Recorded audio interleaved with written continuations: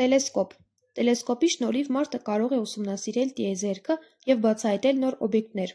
Այն կարևոր դեր է խաղացել գիտության, հատկապես աստղագիտության զարգացման մեջ։ Տելեսկոպը բարդ օպտիկական սարք է, որը կազմված է մի քանի հիմնական մասերից, և դրանցից յուրաքանչյուրը ունի իր հստակ նշանակությունը։ Օբյեկտիվ։ Սա տելեսկոպի ամենակարևոր մասն է։ Այն հավաքում է հեռավոր օբյեկտներից եկող լույսը և այն կենտրոնացնում է։ Այն կարող է լինել ոսպնյակային և հայելային կախված տելեսկոպի տեսակից։ Խոշորացույց կամ օկյուլար։ Այս մասով մարդը նայում է տելեսկոպի մեջ։ Այն խոշորացնում է օբյեկտից եկող պատկերը, որպեսզի այն հստակ և մեծացած երևա դիտողի աչքին։